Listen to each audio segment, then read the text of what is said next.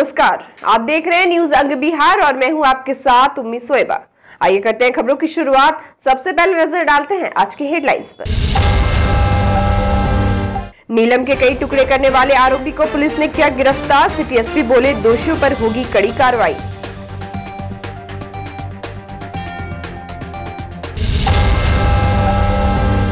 आंतरिक संसाधन एवं राजस्व संग्रहण को लेकर डीएम ने की समीक्षात्मक बैठक। नपेंगे राजस्व वसूली में शिथिलता बरतने वाले अफसर।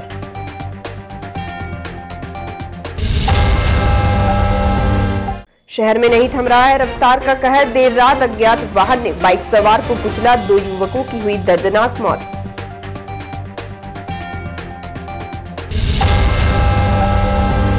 भागलपुर में रेलवे की जमीन को कराया जा रहा है अतिक्रमण मुक्त। ठंड में गरीबों के आशियाने पर चल रहा बुलडोजर।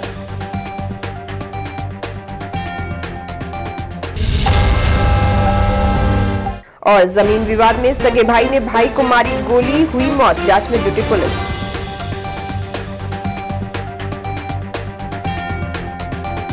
और अब समाचार विस्तार से। भागलपुर जिले के पिरपैती थाना क्षेत्र अंतर्गत ग्राम छोटी दिलौरी की महिला की निर्मम हत्या होने के बाद एसडीपीओ शिवानंद सिंह के नेतृत्व में अपराधियों को पकड़ने के लिए छापेमारी की जा रही है। इसी कड़ी में सोमवार को हत्या में शामिल मोहम्मद शकील को गिरफ्तार किया गया, जबकि एफएसएल की टीम के द्वारा घटनास्थल से साक्ष्य संग्रह किया गया। वहीं अपराधियों के हाथ धुलवाकर सबूत जुटाने के प्रयास किए जा रहे हैं। मौके पर थाना प्रभारी राजकुमार प्रसाद, एलटीएफ प्रभारी नीलमणि कुमार, एसआई विक्रम कुमार, सुप्रिया कुमारी अपने दलबल के साथ घटनास्थल पर उपस्थित थे। गौरतलब है कि आरोपी मोहम्मद शकील को सिंगिया बाधाल के समीप जंगल से पुलिस ने गिरफ्तार किया है। वहीं मृतिका की बेटी ने घटना को अंजाम देने वालों को कड़ी से कड़ी सजा दिलाने की प्रशासन से गुहार लगाई है। घटना को लेकर भागलपुर सिटी एसपी स्वर्ण प्रभात ने सोमवार को अपने कार्यालय में प्रेस कॉन्फ्रेंस कर बताया कि मामले में एक दिन पूर्व एक अभियुक्त को गिरफ्तार किया गया था, जबकि दूसरे अभियुक्त को पुलिस ने आज गिरफ्तार कर लिया। उन्होंने कहा कि दोषियों पर कानूनी कार्रवाई की जाएगी। परसों शाम की घटना है। पिरपैती थाना अंतर्गत एक महिला की हत्या कर दी गई थी। इसमें मृतिका के परिवार वालों ने 2 लोगों को नामजद अभियुक्त बनाया था। उन दोनों लोगों को पुलिस ने गिरफ्तार कर लिया है और न्यायालय में अग्रसारित कर दिया गया है। अनुसंधान रिकॉर्ड में पता चला कि महिला और जो अभियुक्त है उनके बीच में पहले से घनिष्ठ संबंध रहा था। दोनों पड़ोसी थे और दोनों का खेत भी अगल बगल में था। और महिला ने अभियुक्त से अपनी बेटी की शादी के लिए कुछ पैसे दिए थे कुछ वर्ष पहले, और अभियुक्त लगातार दबाव बना रहा था पैसे वापस करने के लिए, और मृतिका पैसा नहीं लौटा पा रही थी। इस कारण से दोनों के बीच में काफी विवाद होते रहता था। 1 महीना पहले भी दोनों के बीच में काफी लड़ाई झगड़ा हुआ था और इसी विवाद को लेकर अभियुक्त ने मृतिका पर तेज धारदार हथियार से कई वार किए, और जिससे वो गंभीर रूप से जख्मी हो गई और उनको तत्काल अस्पताल ले जाया गया और उस अस्पताल में ही इलाज के क्रम में उनकी मृत्यु हो गई। दोनों अभियुक्त भाइयों के विरुद्ध केस दर्ज किया गया है। दोनों की गिरफ्तारी भी हो गई है। इस केस की संवेदनशीलता को देखते हुए एसडीपीओ और एसडीओ दोनों महोदय ने घटनास्थल का दौरा किया है, लोगों से बात की है और परिवार वालों से हम लोग लगातार संपर्क में हैं और इसमें जो भी और उचित मदद संभव है वो की जाएगी। सर, हथियार भी बरामद हुआ है? इसमें कुछ शरारती तत्वों के द्वारा अफवाह फैला दिया गया था, बट ऐसा कोई सांप्रदायिक तनाव की बात नहीं आई है। फिर भी एहतियात के तौर पर वहाँ पर बल प्रयुक्त किया गया है और लगातार पुलिस प्रशासन को सजग रहने का निर्देश दिया गया। लोगों से अपील यही है कि किसी भी तरह के अफवाहों पर ध्यान नहीं देना है और ऐसा कोई भी तनाव वाली बात नहीं है। इसमें जो अपराध हुआ है और अपराध करने वाले जो भी अभियुक्त है उनको गिरफ्तार कर पुलिस ने जेल भेज दिया है और आगे की जो कार्रवाई है वो हम लोग कर रहे हैं। भागलपुर समीक्षा भवन में सोमवार को जिला पदाधिकारी सुब्रत कुमार सेन की अध्यक्षता में बैठक हुई।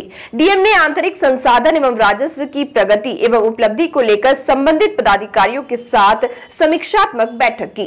वहीं राजस्व एवं आंतरिक संसाधन की समीक्षात्मक बैठक के दौरान जिलाधिकारी ने कुछ पदाधिकारियों को फटकार भी लगाई। मासिक प्रतिवेदन अपडेट नहीं मिलने पर डीएम ने कार्रवाई की बात कही। समीक्षा के क्रम में आंतरिक संसाधन से सरकार को होने वाली राजस्व प्राप्ति की की जानकारी ली गई। साथ ही विभागवार सभी कार्यों की समीक्षा की गई। डीएम ने संबंधित विभागों को निर्धारित लक्ष्य के अनुरूप राजस्व संग्रहण करने का निर्देश दिया।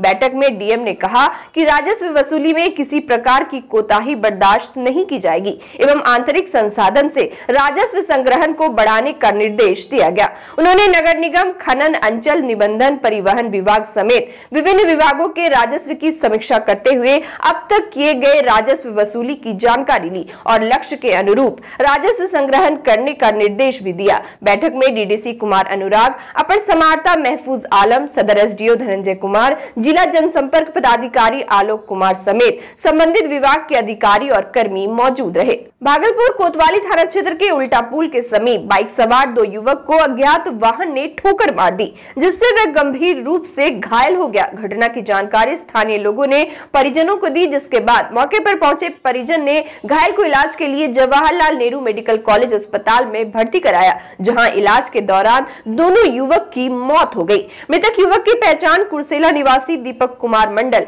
एवं बुद्धूचक थाना क्षेत्र निवासी जितेंद्र कुमार के रूप में हुई है। बताया जा रहा है कि मृतक निजी कंपनी में टावर का काम करता था और बीते वर्षों से भागलपुर में कमरा लेकर रह रहा था। फिलहाल पुलिस ने शव को अपने कब्जे में लेकर पोस्टमार्टम के लिए जवाहरलाल नेहरू मेडिकल कॉलेज अस्पताल भेज दिया है।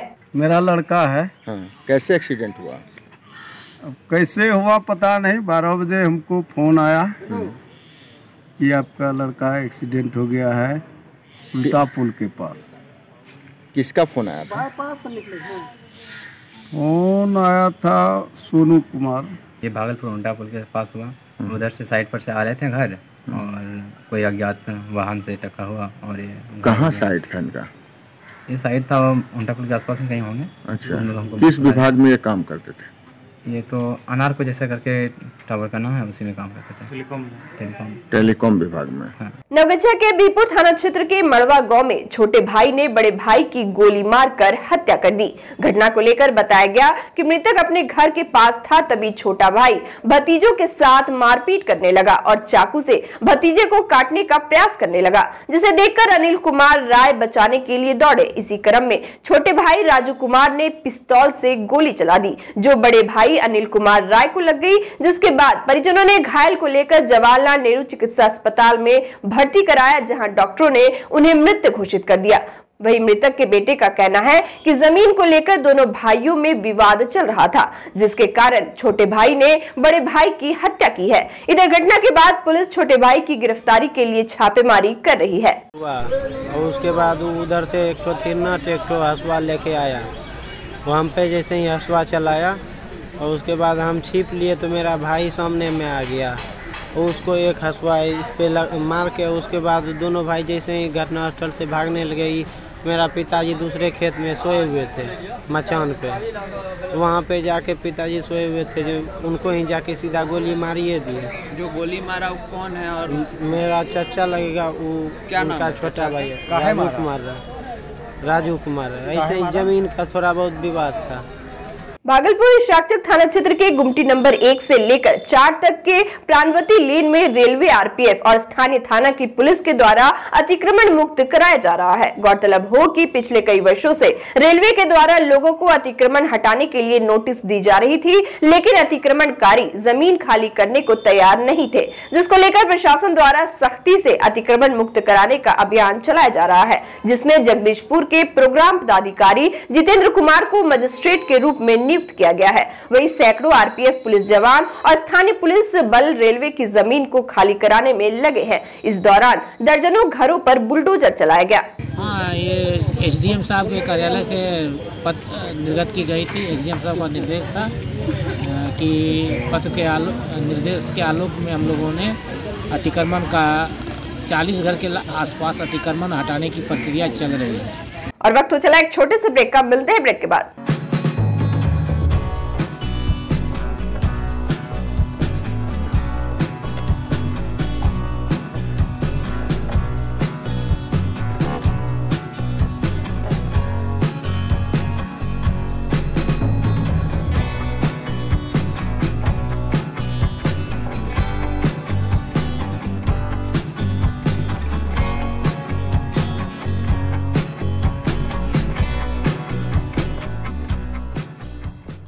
ब्रेक के बाद फिर से आपका स्वागत है। बढ़ते अगली खबर की ओर।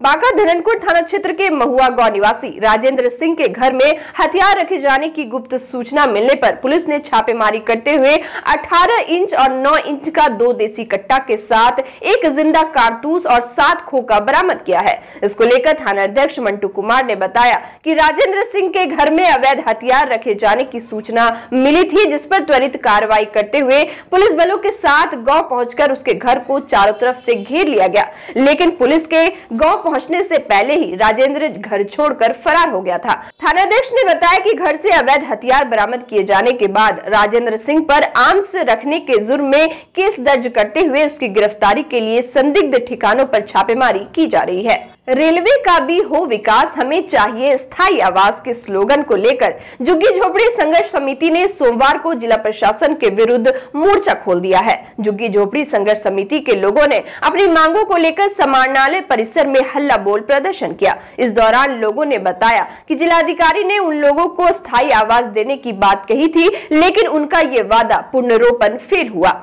दरअसल रेलवे प्रशासन के द्वारा रेलवे की सरकारी जमीन पर अतिक्रमण हटाया जा रहा है। इसको लेकर कई घरों पर प्रशासन के द्वारा बुलडोजर भी चलाया गया। लोगों ने कहा कि ठंड के मौसम में वह लोग परिवार को लेकर कहां जाएंगे।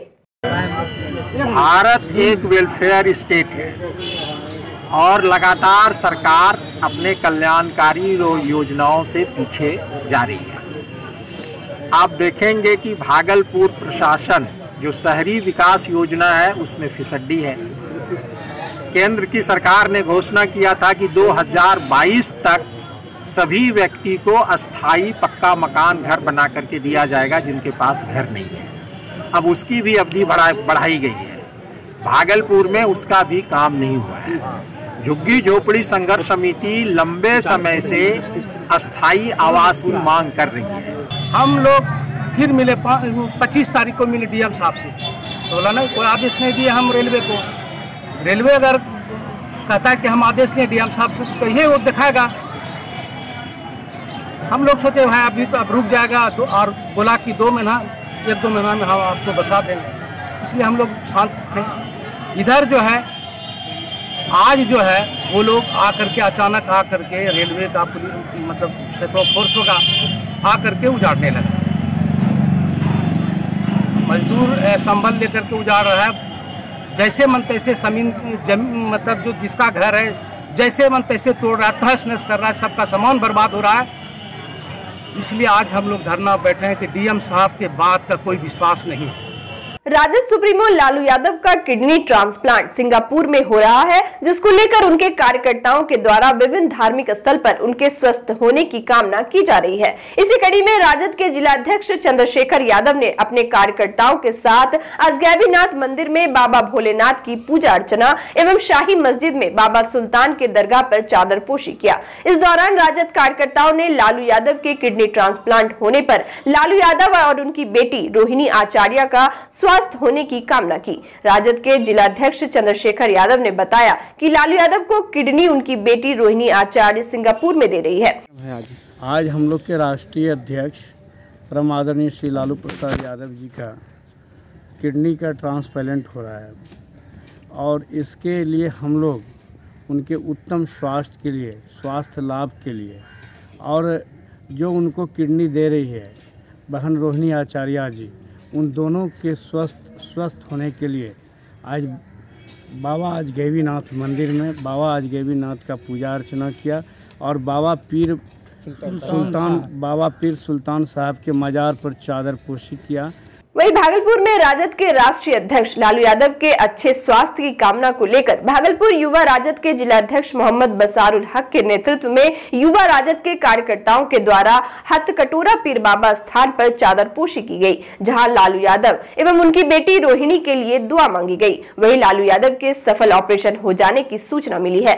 कुख्यात 17 कैदियों को आरा जेल से भागलपुर के जुब्बा सहनी केंद्रीय कारागार में शिफ्ट किया गया है। दरअसल सभी कैदियों द्वारा आरा जेल में अंदर ही गैंग चलाने की बात सामने आ रही थी, जबकि आरा जेल के अंदर से 5 दिनों में 43 मोबाइल पुलिस ने बरामद किया है, जिससे कहीं न कहीं जेल के अंदर सुरक्षा कर रहे पुलिसिया कार्यशैली पर सवाल खड़े हो रहे हैं। और अंत में चलते चलते फिर से नजर डालते हैं आज के हेडलाइंस।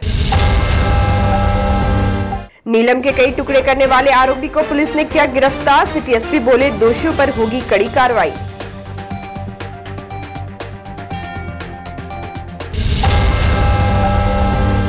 आंतरिक संसाधन एवं राजस्व संग्रहण को लेकर डीएम ने की समीक्षात्मक बैठक। नपेंगे राजस्व वसूली में शिथिलता बरतने वाले अफसर।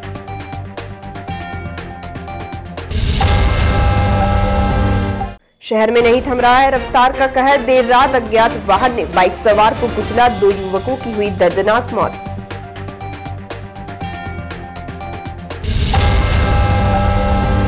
भागलपुर में रेलवे की जमीन को कराया जा रहा है अतिक्रमण मुक्त। ठंड में गरीबों के आशियाने पर चल रहा बुलडोजर।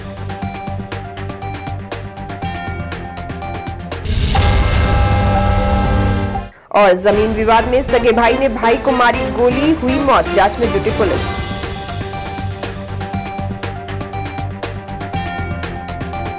आज के इस बुलेटिन में बस इतना ही। नमस्कार।